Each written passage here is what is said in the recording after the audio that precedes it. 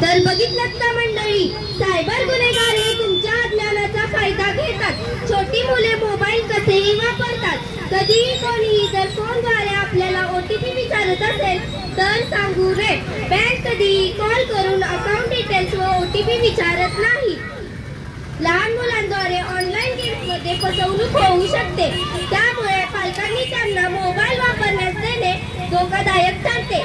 त्यासाठी सावध रहा, सजग रहा. डिजिटलच्या युगात सुरक्षित